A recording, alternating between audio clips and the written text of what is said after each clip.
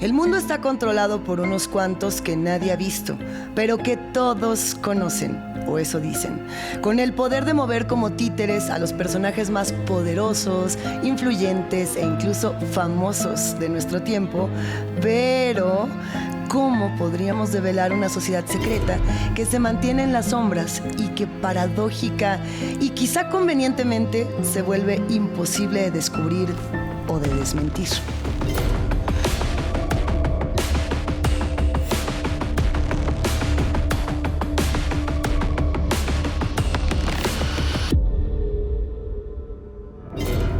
Yo soy Luisa Iglesias y nosotros somos Enemigos Invisibles. Les damos la bienvenida, vamos a desmontar conspiraciones una vez más a través de TV Migrante. Hay mucho que comentar, hay muchas conspiraciones en los últimos meses. Durante esta administración del presidente Donald Trump hemos tenido un boom de personajes conspiranoides que nos han estado retacando en las redes sociales, de imágenes realizadas con inteligencia artificial, de imágenes que nos hacen cuestionar nuestro propio criterio. Si Netanyahu tiene 6 dedos, si está vivo, si está muerto y si quién está controlando verdaderamente el planeta. Tenemos que entender que para hablar de estas supuestas sociedades secretas, que en algunas ocasiones las mismas teorías de las conspiraciones resultan darnos la razón y en otras sumamente podrían estar más equivocadas. O para entender todo esto tendríamos que regresar más o menos a finales del siglo XVIII, en Baviera, que actualmente sería Alemania. Entonces, ahí había un grupo de intelectuales que estaban inspirados por los ideales de Ilustración y decidieron crear un grupo fundado por este profesor de Derecho Canónico, que además también estaba formado en Teología y Filosofía, que se llamaba Johann Adam Weishaupt. Bueno, ¿su objetivo cuál era? En palabras del mismo Johann Adam Weishaupt, el gran propósito de la orden era liberar a los hombres de los prejuicios religiosos y políticos que los mantenían en estado de servidumbre. Bueno, en un inicio no había mucho misticismo, nada más 5 hombres que el 1 de mayo de 1776 se reunieron en un bosque cerca de Ingolstadt para establecer las reglas que regirían esa nueva orden, tomando como modelo y tomando también como inspiración las logias masónicas, que sí, en ese momento ya existían por toda Europa. En aquel entonces ya teníamos muchas similares. Weishaupt adoptó este modelo que dota de mucho misterio. ¿Por qué dota de misterio? ¿Cuál es la necesidad de generar este halo de misterio alrededor de las órdenes o de las sectas? Pues genera un halo de exclusividad. Cuando es misterioso y no sabemos de qué se trata, todos queremos pertenecer, pero nadie puede pertenecer. Dota de todo esto a un grupo en el que poco a poco accedían a conocimientos secretos. Eso era lo que decían. Conforme esta orden fue creciendo, los objetivos del grupo se centraron en influir en decisiones políticas, pero también en alterar instituciones, como por ejemplo la monarquía, o por ejemplo la iglesia.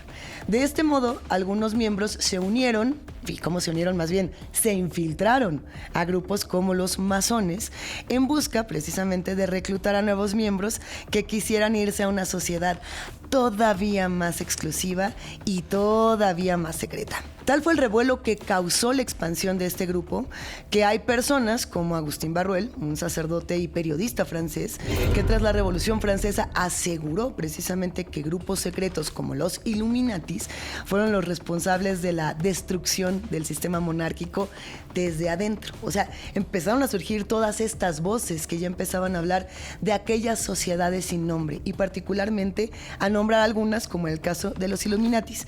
Sin embargo, para el punto en el que este hombre hizo todas estas afirmaciones, pues los Illuminatis ya habían sido oficialmente disueltos. ¿O no? No es cierto. Sí, se supone que sí habían sido disueltos para ese punto. De hecho, Carlos Teodoro de Palantino y Baviera le puso fin a las sociedades secretas a través de redadas masivas con retención e incluso también con esta parte de quedarme con los documentos, ¿no? Había persecuciones, había juicios, había ejecuciones que orillaron precisamente a estos miembros a huir y sobre todo a ocultarse, no revelando el secreto y no revelando la información que supuestamente poseían. Asimismo, adoptaron un simbolismo que hasta ahora es distintivo y que todos conocemos. El ojo que todo lo ve, representando la vigilancia constante de la razón y la verdad. Todos lo conocemos. Si no tiene este ojo, tiene esta lengua. Sin embargo, este símbolo ha sido profundamente vinculado con la pirámide presente en el dólar estadounidense. ¿Por qué ha sido vinculado? Porque muchas personas se han encargado de que ese vínculo no muera a través de oralidad, a través de leyendas urbanas, a través, actualmente, incluso de memes y de imágenes generadas para pensar que este símbolo nos está persiguiendo por todas partes. Que eso no quiere decir que no esté. El gran sello de Estados Unidos tiene origen mucho más atrás, es mucho más antiguo y distinto. Es una pirámide incompleta que cuenta con 13 niveles, representando a las 13 colonias originales de ese país. Entonces lo que teníamos precisamente era estos escalones, que también había que cuestionar. Pero al estar incompleta, lo que quería decir es que era una nación que se encontraba en constante construcción, hasta que tuviéramos aquella pirámide. Además de un ojo dentro de ese triángulo, que bueno, pues ya era característico porque hacíamos referencia al ojo de la providencia. Seguramente ustedes han escuchado hablar en innumerables ocasiones sobre este ojo de la providencia, que en el arte cristiano, por ahí del siglo XVII y del siglo XVIII, sí se utilizaba para representar a Dios, observando y guiando a toda la humanidad. Después ese ojo se transformó en un símbolo de vigilancia y en esta suerte de panóptico. En el yo estoy en el centro para poder mirar a mi alrededor todo lo que está sucediendo y así controlarlo y así castigarlo. Habrá que preguntarnos si esos no eran los principios originales de la religiones, o por lo menos de la religión cristiana. Finalmente tenemos las frases en latín que se encuentran en el sello y que significan lo siguiente: Novus Ordus Seclorum, nuevo orden de las eras o de los siglos. También tenemos Pluribus Unum, que es de muchos uno, y Annuit Coeptis, que significa Dios o Él ha favorecido nuestras empresas o nuestros compromisos.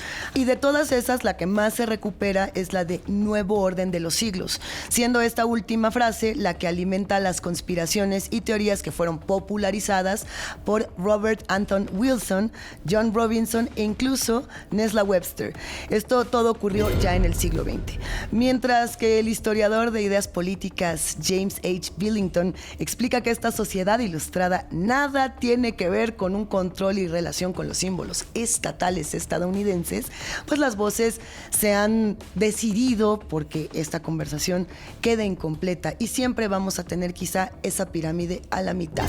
De este modo, la construcción del mito de un grupo con la capacidad de controlar todas las crisis que ocurren y ocurrirán en el planeta fue creciendo como una bola de nieve, como una suerte de hilo gigantesco que nunca se termina de enredar. Pues en medio de un mundo en el que no comprendemos todo lo que está ocurriendo, tener un responsable, incluso si es un monstruo, incluso si es la persona más misteriosa y poderosa y nunca lo podemos imaginar, eso que pareciera algo abstracto nos da calma. ¿Por qué? Porque nos quita la responsabilidad. Parte de ello lo decía Philip Zimbardo en su libro El efecto Lucifer. Si tú le quitas responsabilidad a la persona, esa persona automáticamente se siente mucho más tranquila de actuar para mal. ¿A poco no es más sencillo señalar a un grupo misterioso que a rostros tan influyentes como George Bush, como Donald Trump, como Benjamin Netanyahu, que ante las decisiones tan cuestionables y atroces que han tomado, nos hacen más llevadero creer que la crueldad del mundo reside en alguien que no conocemos o que no vemos? Para poner un ejemplo precisamente de cómo funciona despojar a las personas de la responsabilidad y decir, no hay ningún problema con que tú seas un villano. Si hay alguien invisible que te controla, se generó un experimento en los años 60, que era el experimento de Milgram. El experimento de Milgram consistía en que había una persona que contrataba a un joven para que le diera descargas eléctricas de más leves a más fuertes a otra persona que respondiera correctamente preguntas matemáticas. Lo que esta persona que estaba dando los toques con esta maquinita no sabía es que el otro que está sentado conectado a 1000 cables en la cabina de junto es un actor y está fingiendo recibir estas descargas eléctricas. La persona que da esta orden al joven para que pueda o no dar estas descargas eléctricas es un ser invisible que simplemente le dice, tú tú no vas a ser el responsable de hacer el mal. Si esta persona muere recibiendo estas descargas eléctricas, no va a ser tu culpa porque ya firmaste este contrato. Entonces, ¿qué es lo que ocurre? El joven que tenemos de este lado empieza a subir la perilla del voltaje, ¿no? 1 más 1, 2. 2 más 2, 4. Y empieza, pues normal, no le da un toque porque da la respuesta correcta. 3 más 5, 9. A un toque chiquito. 2 por 6, 13. Un toque un poquito más alto. 6 por 8, 50. Un toque todavía más fuerte. Hasta que esta persona empieza a retorcerse de dolor. No olvidemos que es un actor. Eso es lo más importante de este experimento. Le da todos estos toques hasta que llega a esta parte que seguramente ustedes se imaginan como una especie de perilla roja, donde ya estás llegando a la parte peligrosa, donde esta persona potencialmente sí podría recibir una descarga letal. Y este ser invisible le dice: no hay problema, tú estás autorizado a realizar estas acciones. Y entonces, invariablemente, todos los jóvenes que fueron contratados sin saber que esto era un experimento, dieron ese toque final. Y entonces se revelaba que el mal podía surgir de la persona más inocente si hay un invisible que es más malo que él, y si hay un invisible que está controlando estas decisiones, las decisiones de todas y de todos nosotros. Así que con eso nos vamos a ir a una brevísima pausa en Enemigos Invisibles, y cuando regresemos seguiremos hablando de sociedades secretas y de esos precisamente enemigos sin rostro que nos despojan de nuestra autonomía.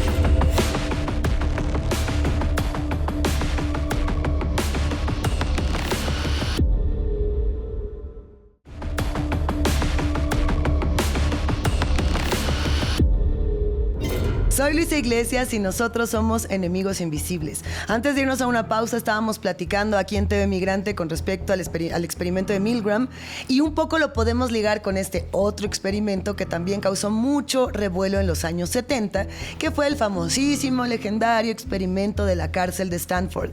De este experimento se hicieron películas, se escribieron libros, sigue habiendo reflexiones e incluso ejemplos de la vida real. Viene a cuento precisamente con ese control de una cabeza que no existe y nos hace creer que nosotros tenemos la autoridad de ejercer de una u otra manera el mal. El experimento de la cárcel de Stanford es conocido porque aquel famosísimo sociólogo Philip Zimbardo de la Universidad de Stanford se puso a formar distintos grupos para que hicieran dinámicas de cárcel, dinámicas en las que por un lado teníamos a las personas que ejercían la autoridad y por otro lado teníamos a los presuntos victimarios que ahora se habían convertido en víctimas. ¿Qué fue lo que pasó días después de que los echaron a jugar a la casita, pero la casita era la cárcel? La violencia, que era una violencia ficticia o que era una violencia que se proyectaba para hacer una especie de juego de universitarios, se convirtió en realidad. Y eso generó que muchísimas personas ejercieran este tipo de discursos en el cual hay alguien que te dice que tú puedes hacer el mal, pero no importa quién sea esa otra cara. Eso generó que muchos estudiaran eso a lo largo de los años con muchos más experimentos. Experimentos que se salen de control quizás son los que nos dicen más cosas. A partir de ahí fue que Philip Zimbardo escribió este libro que les comentábamos antes de la pausa, que se llama El efecto Lucifer, el porqué de la maldad. Es un libro que precisamente en la portada reúne una especie de grabado de Escher en el cual tenemos ángeles y demonios intercalados para hablar de que esa dualidad vive en nosotros. Ahora, ¿qué pasa con esas sociedades que no te muestran su cara, pero que dicen controlarte sin que tú lo sepas? Bueno, dicen que en Estados Unidos el presidente no gobierna. Ahorita que estamos hablando de caras y de fantasmas, que el presidente solo firma, que el poder real está detrás, en una cábala, moviendo guerras, economía, crisis, elecciones, como si fuera un teatro.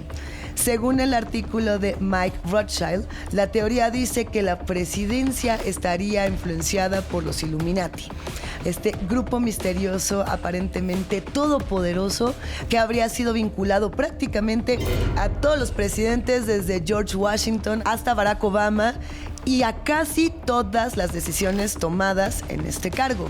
Porque si bien tenemos esta idea quizá formada a partir de lo que actualmente, por ejemplo, nos dicen las redes sociales, donde tenemos al villanísimo Donald Trump y tenemos al ángel querido por toda la sociedad Barack Obama, no olvidemos que de igual suerte Barack Obama también promovió muchísimas guerras y muchísima industria armamentista en los Estados Unidos. Por eso también existen estos otros lados de la historia donde a todos se les echa en el mismo costal. Pero a ver, la idea central es brutal, ¿eh?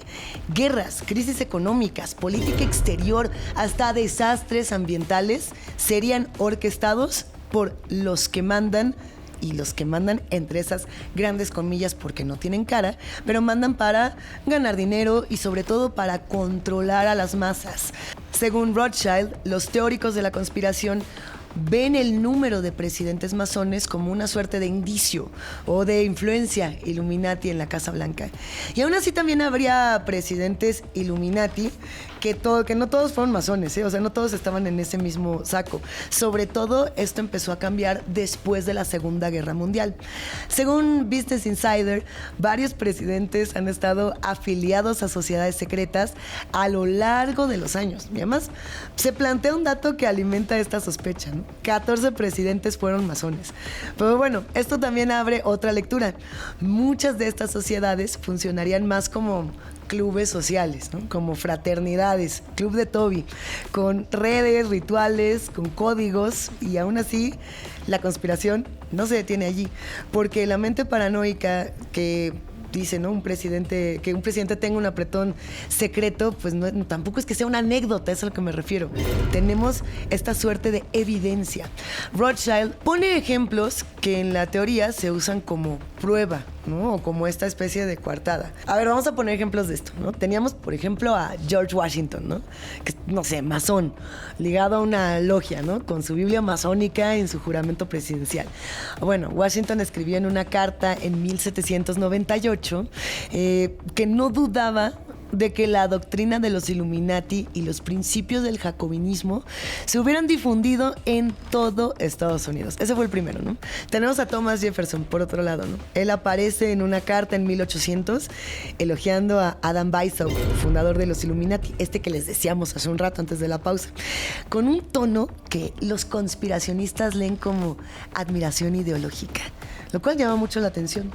Luego, por ejemplo, tenemos este otro bloque moderno. Entonces, según este artículo de Mike Rothschild, figuras como George W. Bush aparecen con frecuencia en estas narrativas por sus vínculos con círculos de poder, ¿no? Por ejemplo, Skull and Bones, que es esta sociedad secreta universitaria de Yale, que es conocida por su hermetismo, ¿no? Lo que les digo, generamos misterio y exclusividad para nosotros tener un secreto que nadie sabe. Y al nadie conocer este secreto, tenemos poder.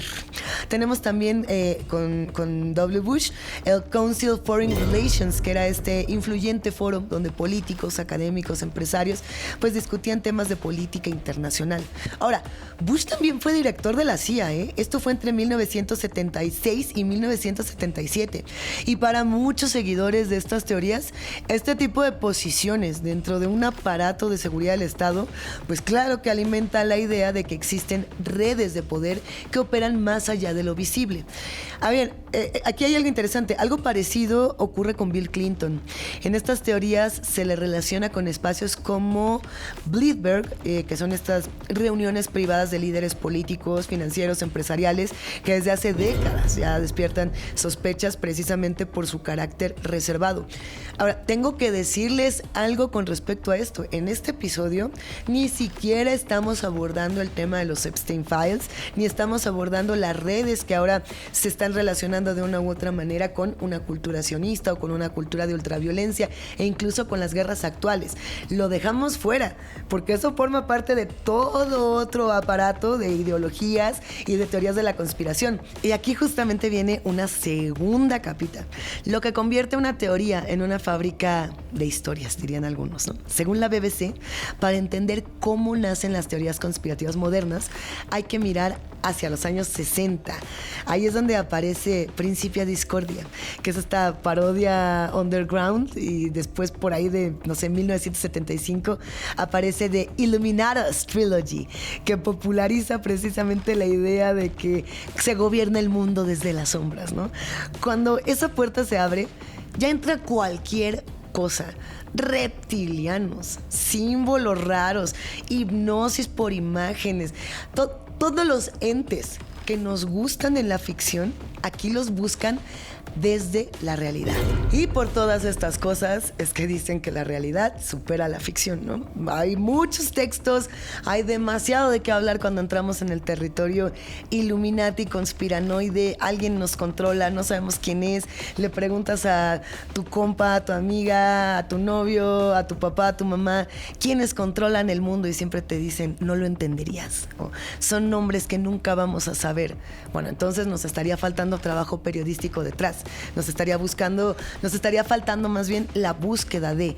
Antes nunca se pensaba tener los nombres, por ejemplo, que obtuvimos con los Panama Papers, o precisamente lo que les decía hace un momento, nunca pensamos obtener una lista como lo que se tiene ahora con los Epstein Files, y vaya que tenemos millones de artículos redactados que quizá todavía no podamos acceder a ellos, pero a lo que me refiero es, nombres hay y entretejidos también. Si lo dejamos y lo dotamos simplemente a lo imposible o a lo invisible, estamos perdiéndonos la historia. Les decía que la realidad siempre supera la ficción porque, según el texto Teorías de la Conspiración, Visión General de Micah Easett y Heather Newton, estas conspiraciones existen desde hace siglos, ¿no? Y surgen una y otra vez cuando una sociedad entra en crisis. Ojo con esto, cuando una sociedad pierde confianza en sus instituciones y cuando empieza a sospechar que el poder real se mueve en secreto. Por ejemplo, cuando desconfiamos de la iglesia. Por ejemplo, cuando desconfiamos de un presidente del tamaño de un país como Estados Unidos, y me refiero al tamaño simbólico que puede tener ese país. Ahí es cuando surgen esos momentitos de desconfianza. Pensemos en otras crisis internacionales que han desatado este tipo de teorías de la conspiración. La crisis de la Iglesia Católica, por ejemplo, ha sido una de las más fuertes y ha generado mayores teorías conspirativas cuando se hablaba del mismo abuso que se ejercía dentro de la iglesia, las violencias que sufrieron tantas infancias.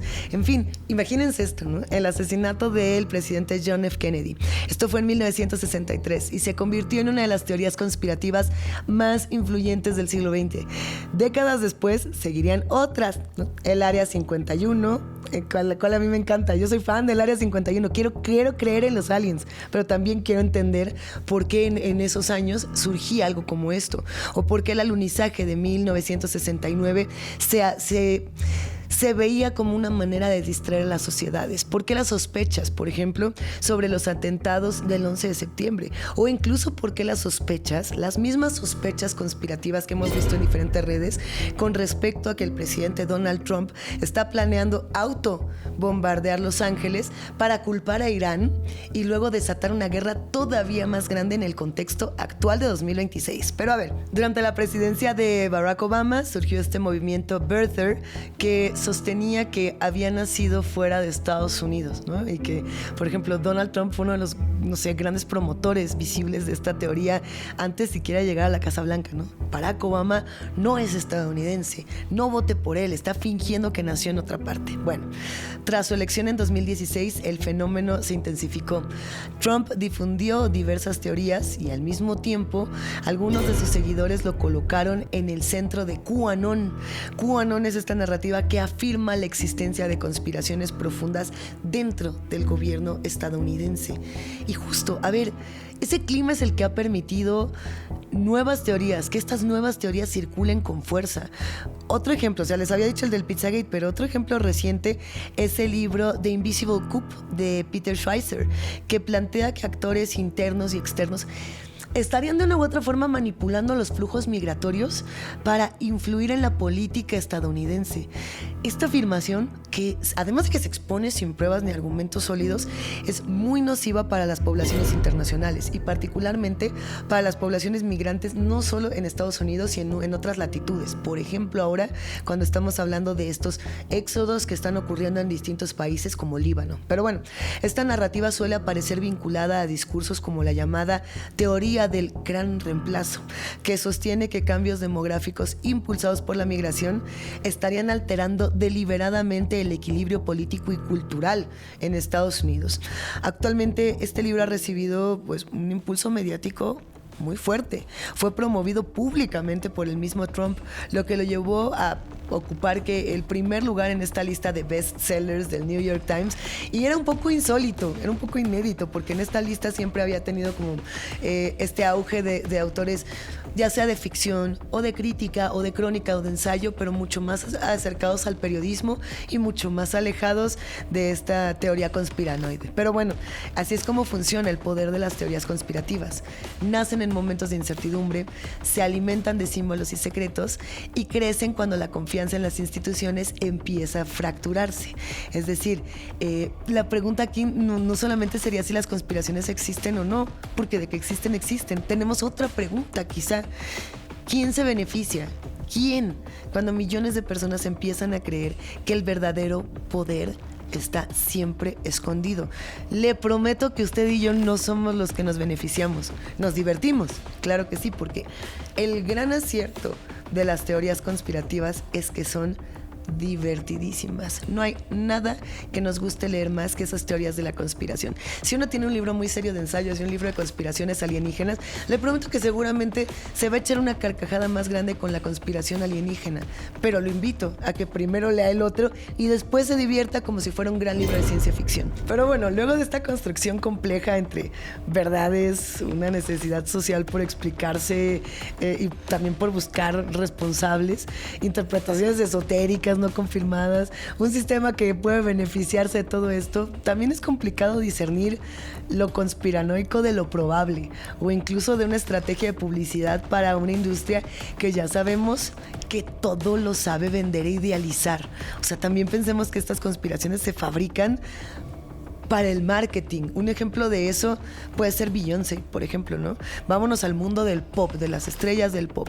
Beyoncé quizá es una de las artistas más relacionadas con el símbolo de la pirámide, la cual, aunque históricamente tiene, como le decía, muchas interpretaciones religiosas esotéricas, bueno, pues los mismos Illuminatis tomaron este símbolo de su fe cristiana, ¿no? En la industria y en la cultura del hip hop y del pop, este triángulo con las manos es representativo del sello Rockefeller o Rock Nation.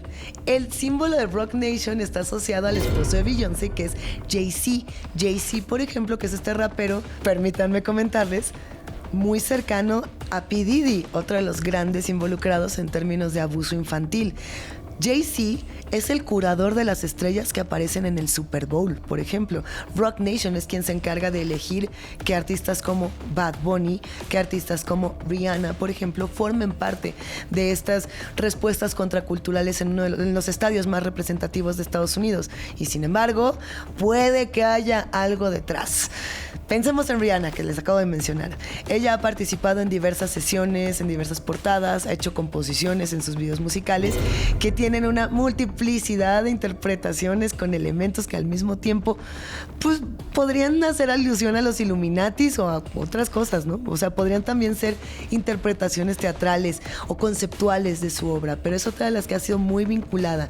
Rihanna, Lady Gaga, en fin, todas estas estrellas que de una u otra manera se vinculan, pero también sabemos que se vinculan porque con eso venden el triple de discos, y cuando damos clic en YouTube tenemos el triple de interacciones, el triple de vistas. La conspiración vende, pero usted no se venda. Lo mejor que podemos aquí es desmontar estas conspiraciones y seguir buscando las caras. Si los Illuminatis existen o no, si hay sociedades secretas o no, lo que nos correspondería sería desenmascararlas.